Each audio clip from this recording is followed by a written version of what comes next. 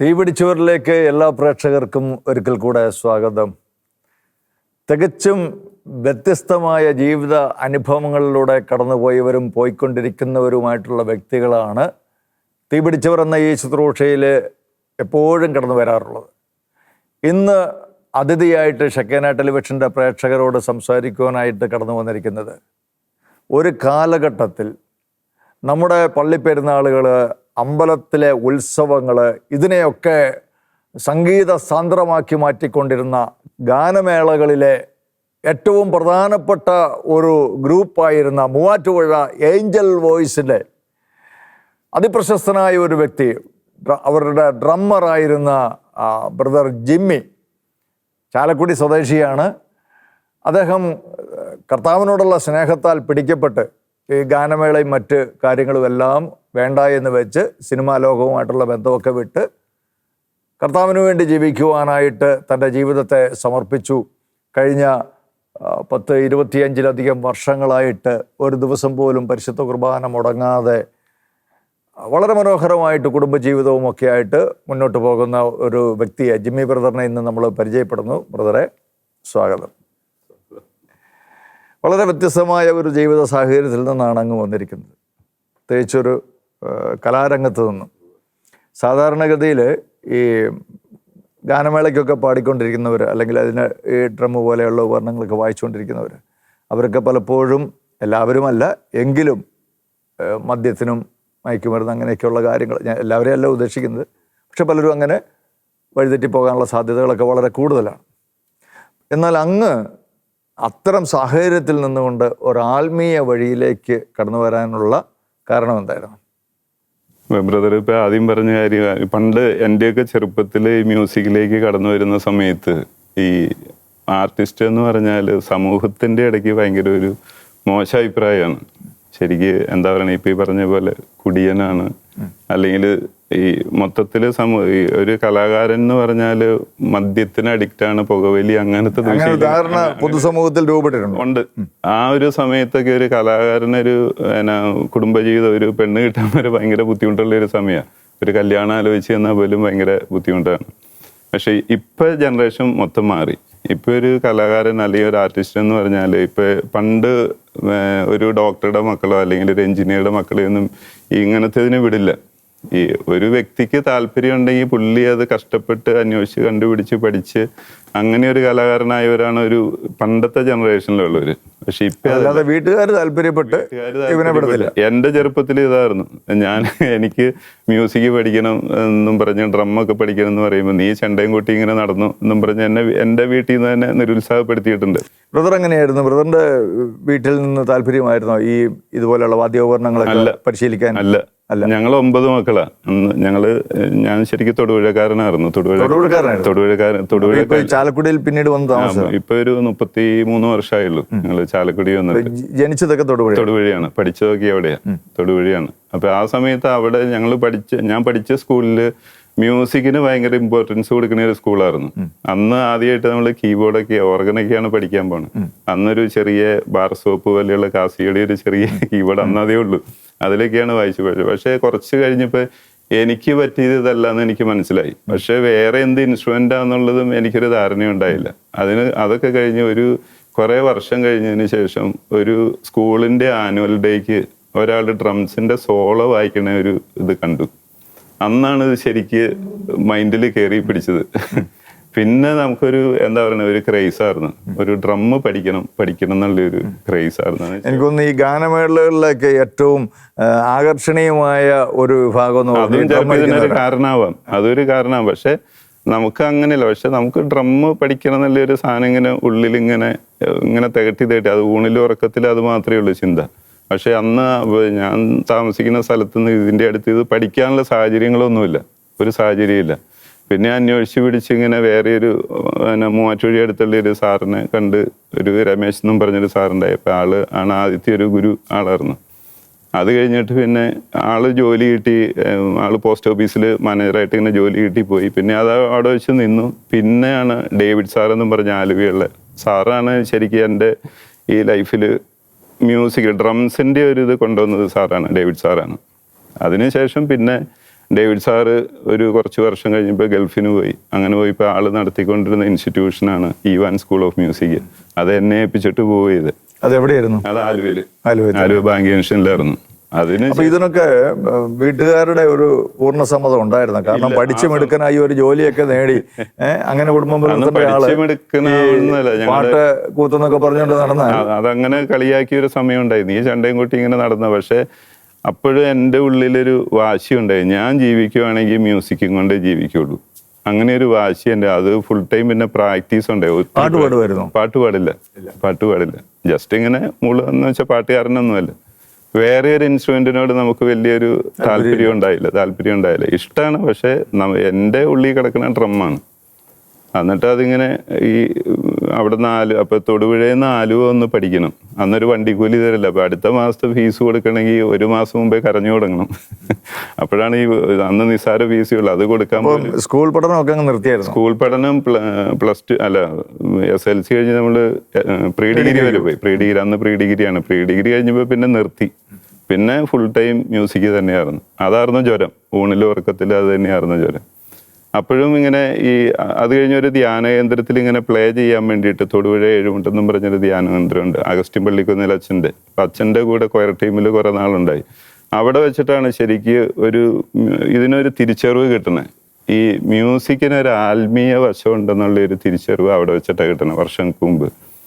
കാരണം നമ്മളിങ്ങനെ പ്ലേ ചെയ്യുമ്പോൾ, ധ്യാനത്തിനൊക്കെ ഇങ്ങനെ പ്ലേ ചെയ്യുമ്പോൾ ഒത്തിരി പേര് ഭയങ്കര അനോയിൻറ്റിങ് കിട്ടുന്നുണ്ട്. അപ്പം നമ്മൾ ഗാനമേളയ്ക്ക് ആ സമയത്തും ഗാനമേള, അത് കഥാപ്രസംഗം, അന്ന് ഇതെല്ലാം ഉണ്ട്, ബാലെ, ഇതിനൊക്കെ പ്ലേ ചെയ്യാൻ പോയിട്ടുണ്ട്. പക്ഷെ അന്ന് നമുക്ക് അതിനൊക്കെ പോകുമ്പോൾ നമുക്കൊരു സന്തോഷമൊന്നുമില്ല. പക്ഷേ ഒരു ധ്യാനത്തിൻ്റെ പ്രോഗ്രാമിന് നമ്മളിത് പ്ലേ ചെയ്യുമ്പോൾ, ഈ പ്രോഗ്രാം കഴിയുമ്പോൾ, അല്ലെങ്കിൽ ധ്യാനത്തിൻ്റെ മ്യൂസിക്കിൻ്റെ ശുശ്രൂഷ കഴിയുമ്പോൾ ഒത്തിരി പേര് വന്നിട്ട് ഇങ്ങനെ പറഞ്ഞ ഒരു അനുഭവം നമുക്കത് വർണ്ണിക്കാൻ പറ്റില്ല. എന്നുവെച്ചാൽ ഈ പാട്ടിലൂടെ ഞങ്ങൾക്ക് ഇന്ന ഹീലിംഗ് കിട്ടി എന്ന് പറയുമ്പോൾ. അപ്പൊ ഈ ധ്യാനകേന്ദ്രത്തിലൊക്കെ ഈ ഡ്രം ഉണ്ടായി. അച്ഛൻ പുറത്തുനിന്ന് വന്ന, അമേരിക്കയിലായിരുന്നു അച്ഛൻ. അപ്പൊ വേറെ ഒരു സ്ഥലത്തും അതില്ലാതെ. അപ്പൊ അച്ഛൻ തന്നെ പൈസ കൊടുത്ത് ഞങ്ങളുടെ ഇൻട്രസ്റ്റ് കണ്ടിട്ട് ഒരു ഡ്രമ്മൊക്കെ മേടിച്ച് ഞങ്ങളൊരു ടീം ഉണ്ടായിരുന്നു അവിടെ. അങ്ങനെയാണ് അത് തുടങ്ങുന്നത്. അപ്പൊ ധ്യാനത്തിന്റെ ലാസ്റ്റ് ദിവസം ഫുൾ ഇൻസ്ട്രുമെന്റ് വെച്ചിട്ടാണ് ചെയ്യണേ. ആ സമയത്ത് ഭയങ്കര അനോയിന്റിങ് ആണ്.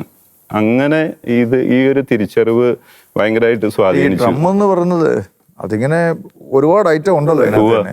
അപ്പൊ അതിന്റെ ഈ ഒച്ചയും ബഹളവും എല്ലാം കൂടെ വരുമ്പോ വാസ്തവത്തിൽ നമ്മുടെ ഈ ധ്യാനം എന്ന് പറയുന്ന ആ കൺസെപ്റ്റിന് തന്നെ അതൊരു വൈരുദ്ധ്യമല്ലേ? ഇപ്പൊ ബ്രദർ പറഞ്ഞ് ഇന്നും പലരും പറയണ ഇങ്ങനെ ഈ ഭയങ്കര ബഹളമുള്ള പാട്ട്, പക്ഷെ ഇത് ബിബ്ലിക്കലി കറക്റ്റാണ്. കാരണം അത് 2 ദിനവൃത്താന്തം 5:11 തൊട്ടുള്ള വചനങ്ങളിൽ എന്താണ് പ്രൈസ് ആൻഡ് വർഷിപ്പ് എന്ന് കൃത്യമായിട്ട് അതിൽ എഴുതിയിട്ടുണ്ട്. അത് ഏറ്റവും കൂടുതൽ യൂസ് ചെയ്താക്കണ ദാവീദ് രാജാവാണ്. ദാവീദ് രാജാവ് ജെറുസലേം ദേവാലയം പണിതിട്ട് 4000 മ്യൂസിഷ്യന്മാർ ഇതിനു വേണ്ടി മാറ്റി നിർത്തിയാണ്. അന്ന് കിട്ടാവുന്ന സകല മ്യൂസിക് ഇൻസ്ട്രുമെന്റ്സും ഈ വർഷിപ്പിന് യൂസ് ചെയ്യുന്നുണ്ട്. അന്ന് ഇതുപോലെയുള്ള ശബ്ദ സംവിധാനങ്ങൾ ഈ മൈക്കൊന്നും ഇല്ലല്ലോ. പക്ഷെ അന്ന് അതേ ഉള്ളൂ. അത് വീണ, കിന്നരം, കൈത്താളം, എലത്താളം എന്നൊക്കെ പറഞ്ഞിങ്ങനെ അന്നത്തെ ആ സെയിം സംഭവം തന്നെയാണ്. ഇന്ന് കാലഘട്ടം മാറുന്നതനുസരിച്ച് ഇൻസ്ട്രുമെന്റിന്റെ രൂപം എല്ലാം മാറിയെന്നേ ഉള്ളൂ. എല്ലാം നമ്മുടെ ഈ ശാസ്ത്രീയമായിട്ട് സംഗീതത്തെ സമീപിക്കുന്നവര് ഈ പ്രഭാതത്തിൽ നമ്മുടെ ഈ പ്രപഞ്ചത്തിന് ഒരു ഹാർമണി ഉണ്ട്. അതിനെ കണ്ണിക്കുന്ന ഒന്നും നമ്മൾ ശബ്ദം ഉയർത്താൻ പാടില്ല എന്നുള്ളതാണ്. അപ്പം അതുകൊണ്ടാണ് ഈ പ്രഭാതത്തിൽ പാടുന്ന പാട്ടുകളൊക്കെ ഭൂപാളരാഗത്തിൽ ചിട്ടപ്പെടുത്തിയ പാട്ടുകളെ പ്രഭാതത്തിൽ പാടാൻ പാടുള്ളൂ എന്നൊക്കെയുള്ള ചില അലിഖിത നിയമങ്ങൾ എനിക്കതിനെക്കുറിച്ച് ചിലർ പറഞ്ഞു കേട്ടിട്ടുണ്ട്. അപ്പം നമ്മുടെയൊക്കെ ധ്യാനകേന്ദ്രങ്ങൾ ഈ വെളുപ്പാങ്കാലത്തൊക്കെ ഈ ആടിച്ച് പൊളിച്ച് തകർത്ത് വാരി പാടുന്ന പാട്ടുകളൊക്കെ വാസ്തവത്തിൽ നമ്മുടെ ഈ പ്രകൃതിയുടെ താളം വരെ തെറ്റിക്കുന്നതാണെന്നാണ് ഈ വിദഗ്ധരായ സംഗീതജ്ഞന്മാരൊക്കെ പറയുന്നത്.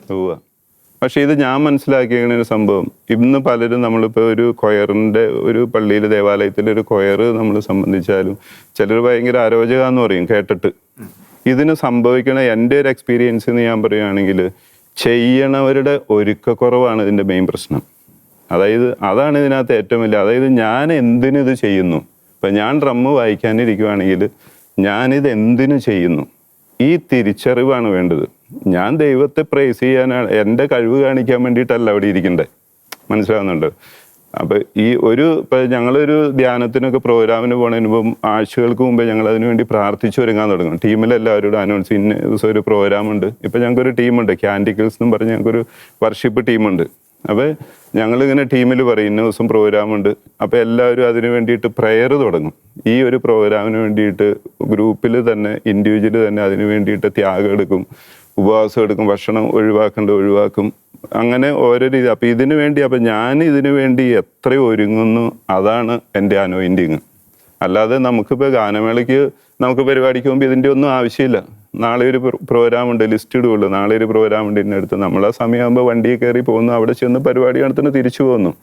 പക്ഷേ സ്പിരിച്വൽ മ്യൂസിക്കും ഇതും ആനയാടും തമ്മിലുള്ള വ്യത്യാസം. അതുപോലെ തന്നെ ചില പക്ക സിനിമാ പാട്ടുകളുടെ അതേ ഈണത്തിൽ ചിട്ടപ്പെടുത്തിയിരിക്കുന്ന ചില പാട്ടുകൾ, അതാണ് ഞാൻ ആദ്യം പറഞ്ഞത്. ഇതൊക്കെ നമുക്ക് വാസ്തവത്തിൽ നമ്മൾ ഈ പരിശുദ്ധ കുർബാനയിൽ പങ്കെടുക്കുമ്പോൾ നമ്മൾ എന്താ കർത്താവിൻ്റെ ആ ബലിയിൽ നമ്മൾ പങ്കെടുക്കുകയല്ലേ.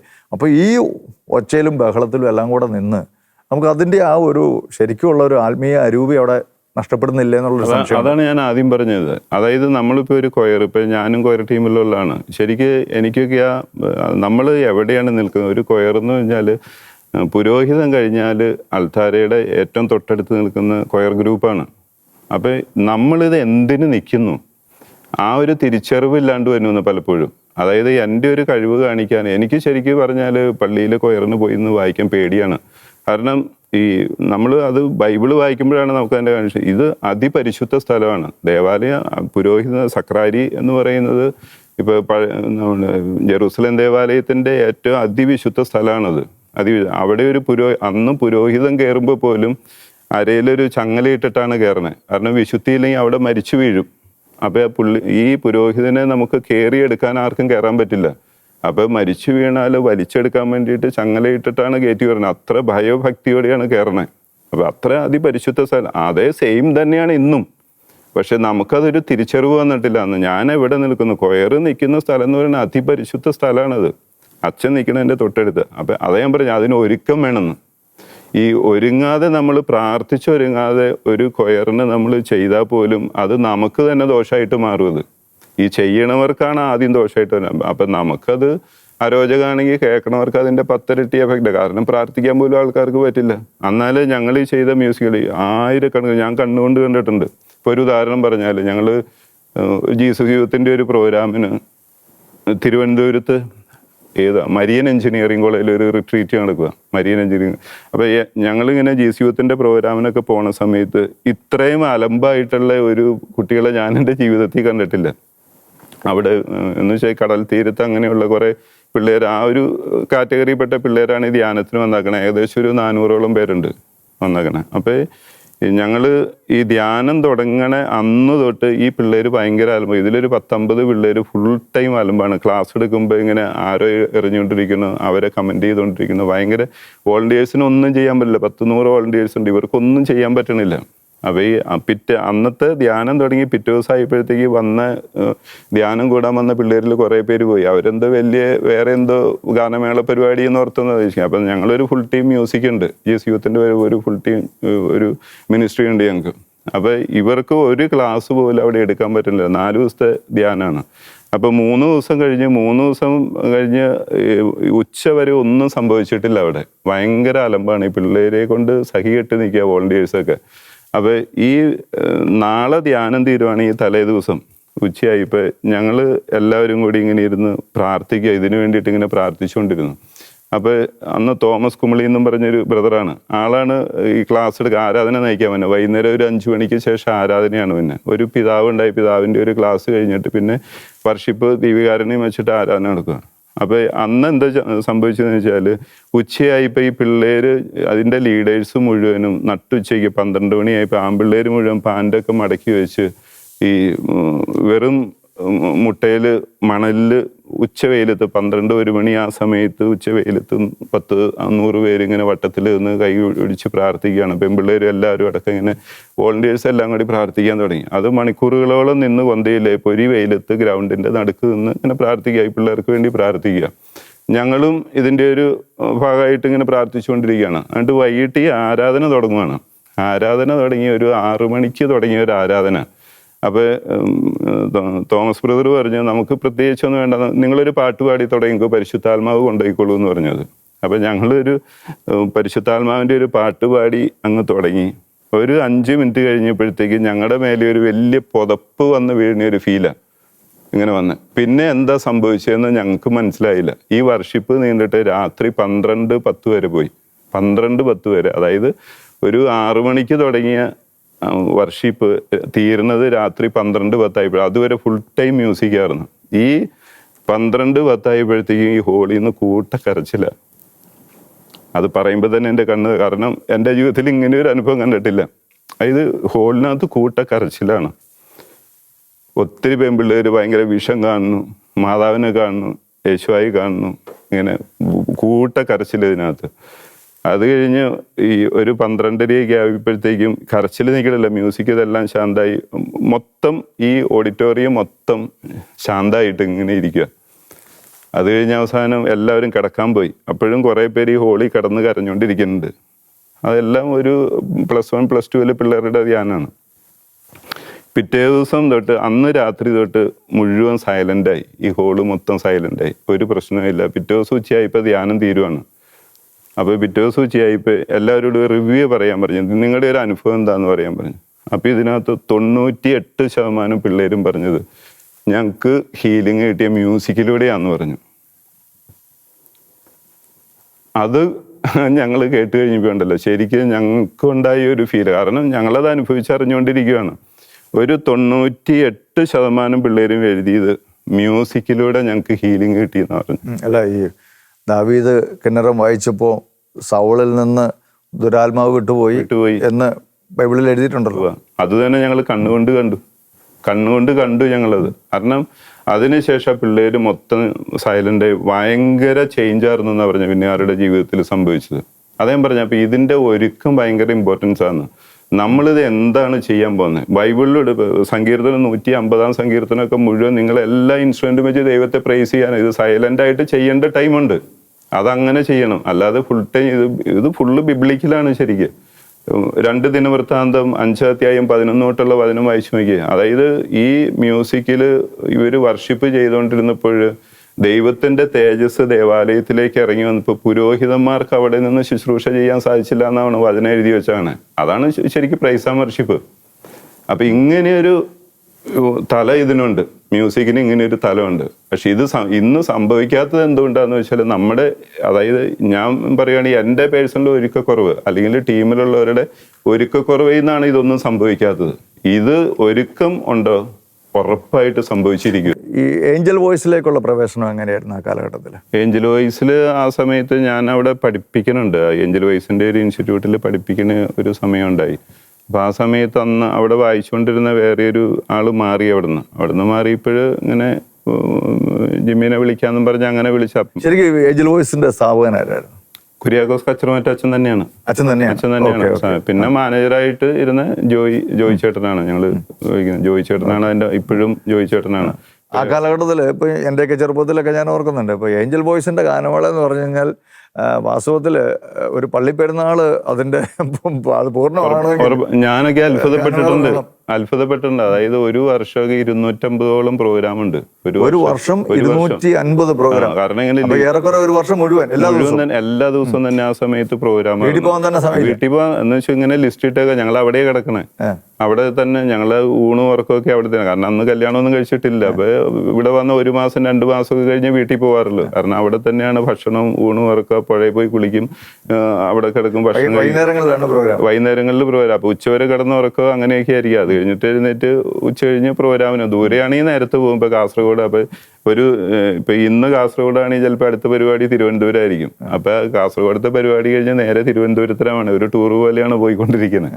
അങ്ങനത്തെ ഒരു അനുഭവം ഉണ്ട് അതില്. അപ്പൊ നിങ്ങൾക്കൊക്കെ ഒരു താരപരിവേഷം ഉണ്ട് ഭയങ്കര സ്വീകാര്യത. അതെ, ഉറപ്പായിട്ടും ഏഞ്ചൽ വോയിസ് എന്ന് പറഞ്ഞാൽ അന്നും ഇന്നും നല്ല പേരുള്ള ഒരു ടീം തന്നെയായിരുന്നു. ഒരു ദിവസമൊക്കെ അന്നത്തെ കാലത്ത് എത്ര രൂപ കിട്ടും? അന്ന് ഇപ്പൊ എത്ര വർഷം മുമ്പ്, അന്നൊക്കെ എനിക്ക് തോന്നുന്നത് ഒരു 2000-3000 രൂപയ്ക്ക് ആ ഒരു സമയത്ത് പേയ്മെന്റ് ഉണ്ട്. അന്നൊക്കെ നല്ല മെയിൻ പാട്ടുകാർക്കൊക്കെ എത്രയുണ്ട്, അത്രയും പേയ്മെന്റ് ഉണ്ട്. എത്ര വർഷം ഉണ്ടായിരുന്നു ഏഞ്ചൽ വോയിസിൽ? ഞാനൊരു 3.5-4 വർഷത്തിനിടയ്ക്ക് അത്രയും ഉണ്ടായുള്ളൂ. അത് കഴിഞ്ഞ് ആ ഒരു സമയത്താണ് ഞാൻ പറഞ്ഞില്ല, അപ്പൊ നമ്മളിപ്പോ ചില ഏഞ്ചൽ വോയിസിൽ നിന്ന് പിന്നീട് മാറാനുള്ള കാരണം എന്താ? അവിടെ നിന്ന് മാറാൻ ഞാൻ ആദ്യം പറഞ്ഞത് തന്നെയാണ്. അതായത് നമുക്ക് സ്പിരിച്വൽ, നമുക്കിപ്പോൾ ഒരു സ്ഥലത്ത് പരിപാടിക്ക് പോകുമ്പോൾ നമുക്കൊരു സന്തോഷം ഇല്ല, നമ്മുടെ ഉള്ളിന്റെ ഉള്ളിലൊരു തേങ്ങലുണ്ട്. അതെന്താ സന്തോഷമില്ലാതെ? സന്തോഷം. 10,000-കണക്കിന് ജനങ്ങൾ ഇങ്ങനെ ഹർഷാരവും മുഴക്കി തുള്ളിച്ചാടി നിങ്ങളെ വലിയ ആരാധ്യ പുരുഷന്മാരായിട്ട് അവർ കാണുന്നു, നിങ്ങൾ ഇഷ്ടം പോലെ പൈസ കിട്ടുന്നു, വലിയ ബഹുമതികൾ കിട്ടുന്നു, ചിലരൊക്കെ ചിലയിടത്ത് വേണ്ടി നോട്ടുമാലകളൊക്കെ കൊണ്ട് എല്ലാം സംഭവിച്ചിട്ടുണ്ട്, എല്ലാം സംഭവിച്ചിട്ടുണ്ട്. അവിടെ സന്തോഷത്തിന് വേണ്ടി എന്നാ കുറവ്? സന്തോഷം എന്ന് പറയുന്നത് ഞാൻ ഉദ്ദേശിക്കുന്ന ഒരു സന്തോഷം അതല്ല. കാരണം നമ്മുടെ ഉള്ളിന്റെ ഉള്ളിലൊരു ഹാപ്പിനെസ് ഉണ്ട്. ഇത് നമുക്ക് ലോകം യഥാർത്ഥ സന്തോഷം കണ്ടുപിടിക്കല്ല. അപ്പൊ അപ്പൊ നമ്മുടെ ഈ പണ്ടത്തെ ഒരു അനുഭവം ഇങ്ങനെ കിടക്കുന്നുണ്ട്, സ്പിരിച്വൽ ആയിട്ടുള്ള ഒരു സംഭവം നമ്മുടെ ഉള്ളിന്റെ ഉള്ളിൽ ഇങ്ങനെ കിടപ്പുണ്ട്. അപ്പൊ ഒരു സമയത്ത് ഇങ്ങനെ തീരുമാനിക്കുകയാണ്, ഇനി ഗാനമേളയ്ക്ക് സെക്യുലർ മ്യൂസിക് പ്ലേ ചെയ്യാൻ ഞാൻ എൻ്റെ കഴിവ് ഉപയോഗിക്കുന്നില്ല. അങ്ങനെ ഒരു തീരുമാനം എടുക്കുക. അപ്പൊ സ്പിരിച്വൽ ആയിട്ട്, അതായത് ഈ പണ്ട് ഞാൻ പറഞ്ഞല്ലോ ധ്യാനത്തിന് പ്ലേ ചെയ്തുകൊണ്ടിരുന്നപ്പോൾ ഉള്ള ഒരു അനോയിന്റിങ് ഉണ്ട്. ഇപ്പൊ അതായത് 2 മ്യൂസിക്കാണ് ശരിക്കുള്ളത്. ഒന്ന് നല്ല മ്യൂസിക് ഉണ്ട്, ഒന്ന് അനോയിന്റിങ് ഉള്ള മ്യൂസിക് ഉണ്ട്. നല്ല മ്യൂസിക് ഇപ്പൊ യേശുദാസ്, ചിത്ര ഇങ്ങനെയുള്ളവരൊക്കെ വന്ന് പാടിയാൽ ചിലപ്പോൾ നല്ല മ്യൂസിക് എന്ന് എല്ലാവരും പറയും, നല്ല മ്യൂസിക്. പക്ഷെ അനോയിന്റിങ് ഉള്ള മ്യൂസിക് രണ്ടും രണ്ടാണ്. അത് ഒന്നും പഠിക്കണമെന്നില്ല. അപ്പൊ ഞാൻ കണ്ടിട്ടുണ്ട്, അതായത് ഒരു സാധാരണ കീബോർഡ് വായിച്ചു പാടുന്ന ഒരു പാട്ടുകാരൻ, പുള്ളി ഒരു ധ്യാനത്തിന് ഇങ്ങനെ അത്യാവശ്യം കീബോർഡ് വായിക്കുന്നേ ഉള്ളൂ, അത്യാവശ്യം പാടുന്ന ഒരു പാട്ടുകാരൻ. പുള്ളി ധ്യാനത്തിന് ഒരു കോഡ് പിടിച്ചൊരു പാട്ട് പാടി തുടങ്ങി. 4 മിനിറ്റ് കഴിഞ്ഞപ്പോഴത്തേക്കും ആ ഹോളിൽ നിന്ന് പിള്ളേരിങ്ങനെ വീഴാൻ തുടങ്ങി ഫ്രണ്ടിൽ നിന്ന്. ഇങ്ങനെ കണ്ണുകൊണ്ട് കണ്ടോണ്ടിരിക്കുകയാണ്. പിള്ളേരിങ്ങനെ ഫ്രണ്ടിൽ നിന്ന് പുറകോട്ടേക്ക് മറിഞ്ഞ് വീണുകൊണ്ടിരിക്കുക. പുള്ളി പാട്ട് നിർത്തി, അത് നിൽക്കും. അപ്പൊ ഇതൊക്കെ ശരിക്കും വലിയൊരു ഇത് എന്താ സംഭവിച്ചതെന്ന് വെച്ചാല്, ഈ ധ്യാന ടീം 40 ദിവസം പച്ചവെള്ളം മാത്രം കുടിച്ച് ഉപവസിച്ചിട്ട് ഈ ശുശ്രൂഷ ചെയ്യണേ. അപ്പൊ അതാണ് ഞാൻ ആദ്യം പറഞ്ഞത്, ഇതിന്റെ ഒരുക്കം ഭയങ്കര ഇമ്പോർട്ടൻസ് ആണ് ഏത് ശുശ്രൂഷയ്ക്കും. നമ്മളിപ്പോ ഇവിടെ അത് എല്ലാ ശുശ്രൂഷയ്ക്കും ഇപ്പൊ നല്ല ഈ തൂമ്പ പണിക്കുന്ന ഒരു തൂമ്പ പിടിച്ച് കളിക്കണ നമുക്ക് പ്രത്യേക ഒരു ഭംഗി തോന്നും അല്ലെ. അവരെ നമ്മൾ വീണ്ടും വീണ്ടും വിളിക്കും. അന്ന് ഒത്തിരി തൂമ്പ പണിക്കാരുണ്ടാവും. എന്താണ്, അവനൊരു പ്രത്യേക കൃപയുണ്ടെന്നത്, അവരുടെ പണിയിൽ ഒരു ആത്മാർത്ഥത. ഞാൻ പറഞ്ഞു എന്ന് പറയണ പോലെ എല്ലാത്തിനും ഉണ്ട്. ഇപ്പൊ ഒരു കമ്പ്യൂട്ടർ എഞ്ചിനീയർ, അവൻ ഇത് പ്രാർത്ഥിച്ചൊരുങ്ങിയിട്ടാ ചെയ്യണമെങ്കിൽ അവൻ ചെയ്യണതിൽ ഒരു അനോയിന്റിങ് ഉണ്ടാവും. അതെല്ലാ മേഖലയിലുണ്ട്. കാരണം ദൈവം എല്ലാവരും വചനം പ്രഘോഷിക്കാൻ അല്ലെങ്കിൽ അതിനൊന്നും അല്ല വിളിച്ചാക്കണേ. ഒരു വചന പ്രഘോഷണത്തിന്റെ കാര്യത്തിൽ പോലും ഈ പറഞ്ഞ കാര്യം സത്യമാണ്. നമുക്ക് അഭിഷേകത്തോടെ പ്രസംഗിക്കാം, എന്നാൽ വലിയ പാണ്ഡിത്യം, ഭയങ്കര തിയോളജി ഒക്കെ പറയാം, ശൈലി ഉള്ളത് കൊണ്ട് പ്രസംഗിക്കാം. പക്ഷെ അതുകൊണ്ടൊന്നും കേൾക്കുന്നവന് ഒന്നും കിട്ടണമെന്നില്ല. ഞാൻ ഒരു വിദ്യാഭ്യാസം ഇല്ലാത്ത 3-4 ക്ലാസ് പഠിച്ച എത്രയോ ശുശ്രൂഷകരാ. അവര് വെറുതെ ഒരാളുടെ നേരെ കൈവച്ച അവര് വീണ്. കാരണം അത് അവരുടെ മെടുക്കല്ലാന്ന്, അവരതിന്റെ ബാക്കിൽ കൊടുക്കണ വിലയാണ്. 20-30 വർഷമൊക്കെ അതിനു വേണ്ടി കൊടുക്കുന്ന ഒരു വിലയുണ്ട് അവര്. അത് ആരും കാണുന്നില്ല. കാരണം അതവന്റെ പേഴ്സണൽ, ഇവനത് ആരോടും പറയാനും താല്പര്യമില്ല. എന്തോരം ശുശ്രൂഷകരെ എനിക്കറിയാന്ന് പറഞ്ഞു. അങ്ങനെ അവര് രാവും പകലും ദൈവയാരണത്തിന്റെ മുമ്പിലും വീട്ടിൽ വചനാരാധനയൊക്കെ നടന്ന ഒത്തിരി ശുശ്രൂഷകരുണ്ട്, ആരും അറിയപ്പെടാതെ. ഇവർക്ക് അറിയാനും താല്പര്യമില്ല. പക്ഷെ ഈ പവർഫുള്ള് ശുശ്രൂഷയെല്ലാം അവരുടെ ആയിരിക്കും. ഏഞ്ചൽ വോയിസിൽ ഈ നല്ലൊരു ഡ്രമ്മറായിട്ട് ഇങ്ങനെ മുന്നോട്ട് പോയിക്കൊണ്ടിരിക്കുന്ന സമയത്താണല്ലോ ഇത് നിർത്താമെന്നുള്ള തീരുമാനം എടുക്കുന്നത്. അപ്പോൾ സാധാരണ ഈ ഇങ്ങനെയുള്ള കലാകാരന്മാർ പലരും മദ്യപാനികളാണെന്നൊക്കെ. അപ്പോൾ ഈ ഗാനമേളയ്ക്കൊക്കെ പോകുമ്പോൾ മദ്യപിക്കാനുള്ള അവസരങ്ങൾ ധാരാളം അങ്ങ് മദ്യപിക്കായിരുന്നു? ഇല്ലില്ല, ഇന്ന് വരെ തൊട്ടില്ല. എൻ്റെ ഞങ്ങളുടെ ടീമിലുള്ളവർ പോലെ എൻ്റെ തലയിൽ ഒഴിക്കാൻ തുടങ്ങിയിട്ടുണ്ട്. ഈ ഗാനമേള ട്രൂപ്പിൽ അങ്ങ് ഡ്രമ്മറായിട്ട് പോയിക്കൊണ്ടിരിക്കുന്ന കാലഘട്ടത്തിൽ ഒരിക്കൽ പോലും മദ്യപിച്ചിട്ടില്ല? ഒരു തുള്ളി പോലും കുടിച്ചിട്ടില്ല. അപ്പൊ എങ്ങനെയാണ് അവരുടെ ഇടയിൽ ഒന്ന് പിടിച്ചേക്കാൻ പറ്റിയത്? പക്ഷെ അതേ ഞാൻ പറഞ്ഞു, അത് വലിയൊരു ദൈവാനുഗ്രഹമായിരുന്നു. അത് ഭയങ്കര ഒരു ദൈവാനുഗ്രഹം. പ്രാർത്ഥിക്കുന്ന മനുഷ്യനാണ്? ഇല്ല, അങ്ങനെ പ്രാർത്ഥിക്കുന്ന ഒരു വ്യക്തിയല്ലായിരുന്നു. പക്ഷെ ഇതിനോട് ഞാൻ വളർന്നു വന്ന് എൻ്റെ കുടുംബത്തിൽ നിന്ന് കിട്ടിയ എൻ്റെ മാതാപിതാക്കന്മാരിൽ നിന്ന് കിട്ടിയ ഒരു കൃപയത്. അവരൊക്കെ ഭയങ്കരമായിട്ട് പ്രാർത്ഥിക്കും. എൻ്റെ ചാച്ചനും അമ്മച്ചിയൊക്കെ ഞാനിപ്പോഴും ഓർക്കുന്നുണ്ട്, ഞാൻ സ്കൂളിൽ പഠിക്കുന്ന സമയത്ത് അവരൊക്കെ വെളുപ്പിന് 4 മണിക്ക് 5 മണിക്ക് എഴുന്നേറ്റിരുന്ന് കൊന്തേലിക്കൊണ്ടിരിക്കണ എൻ്റെ ഓർമ്മയിലുണ്ട്. പക്ഷെ ഞങ്ങളാരും വലിയ പ്രാർത്ഥനക്കാരൊന്നും ഇല്ലായിരുന്നു. പക്ഷെ അതിൻ്റെയൊക്കെ ആവും അവരുടെ പുണ്യത്തിന്റെ തലമുറ നമുക്ക് ജീനുകളിലൊക്കെ കിട്ടിയേക്കണതാവുന്ന എൻ്റെ വിശ്വാസം. അല്ലാതെ നമ്മുടെ ഒരു മിടുക്ക് കൊണ്ട് വന്നതൊന്നുമല്ല ഇത്. പക്ഷെ നമ്മൾ തിരിച്ചറിവ് വന്നതിന് ശേഷം, അതായത് ഒരു വ്യക്തിയുടെ ആത്യന്തിക ലക്ഷ്യം എന്ന് പറയുന്നത് നമ്മൾ ഈ ലോകത്ത് പേരെടുക്കുക, അതൊന്നുമല്ല എൻ്റെ ഒരു എയിമാ ഞാൻ പറയണേ. എൻ്റെ ഒരു എയിം എന്ന് പറയുന്നത് നമുക്ക് സ്വർഗരാജ്യം, നിത്യജീവൻ, അതിന് എന്ത് വേണം? അതിന് വേണ്ടിയിട്ട് ബാക്കിയെല്ലാം നമ്മൾ മാറ്റുക ചെയ്യണം. അത് ഞാൻ പറഞ്ഞ പരിശുദ്ധ കുർബാന എന്ന് പറഞ്ഞാൽ ഒരു കത്തോലിക്കനാണോ അവന് പരിശുദ്ധ കുർബാന ഇല്ലാതെ സ്വർഗരാജ്യമില്ല. ഞാനതാ വിശ്വസിക്കുന്നത്. ബൈബിളിൽ അങ്ങനെ പഠിപ്പിച്ചേക്കണേ. വചനം അതാണ് പഠിക്കുന്നത്. അതായത് നിത്യജീവന്റെ യോഗ്യത എന്ന് പറയുന്നത് നമ്മുടെ പുണ്യപ്രവൃത്തികളൊന്നുമല്ല. ആ കാലഘട്ടത്തിൽ ഈ ഗാനമേളയ്ക്കൊക്കെ പോകുമ്പോൾ കുർബാനയിൽ പങ്കെടുക്കാനുള്ള അവസരം കിട്ടുമായിരുന്നു? ആ സമയത്തൊക്കെ കുറവായിരുന്നു. ആ സമയത്ത് കാരണം ഇങ്ങനെ അന്ന് ഇതിന് പക്ഷെ മാക്സിമം സമയത്ത് പോവാറുണ്ടായി. പക്ഷെ ആ സമയത്തൊക്കെ തീരെ, കാരണം വന്ന് കിടക്കുമ്പോൾ ലേറ്റോ എഴുന്നേൽക്കുമ്പോൾ ഇങ്ങനെയൊക്കെ ആ സമയത്തൊക്കെ കുറവാണ്. അതിനുശേഷം ഉള്ളിൽ ആഗ്രഹം ഉണ്ടായി. അന്നും ഭയങ്കര ആഗ്രഹമായിരുന്നു. അതിനുശേഷം അവിടുന്ന് ഇന്നും ഒരു കുർബാന പോലും, ആകെ 2 കുർബാന. അങ്ങനെ എന്നാണ് ഈ ഏഞ്ചൽ വോയിസിൽ നിന്നുള്ള ജോലിയൊക്കെ അവസാനിപ്പിക്കുന്നത്? അതൊരു 10-20 വർഷത്തോളായിട്ടുണ്ട്. 20 വർഷം മുമ്പ്. ആ ഒരു സമയത്തിന് ശേഷമാണ്. പിന്നെന്ത് തീരുമാനം എടുത്തു? അതായത് നമുക്ക് ആപ്പാടെ അറിയാവുന്ന ഒരു തൊഴിലിതാ. പിന്നെ ഇതാണ് തീരുമാനം. അതായത് എനിക്ക് ദൈവം തന്ന ഈ ടാലന്റ് അത് ദൈവരാജ്യ മഹത്വത്തിന് വേണ്ടിയിട്ട്, ആത്മാക്കളുടെ രക്ഷയ്ക്ക് വേണ്ടിയിട്ട് എന്നാല് കഴിയുന്ന രീതിയിൽ ചെയ്യുക. ആ ഒരു തീരുമാനത്തിലാണ്. ഒരു പ്രത്യേകിച്ച് ഒരു ധ്യാനാനുഭവമോ കാര്യങ്ങളോ ഒന്നുമില്ല.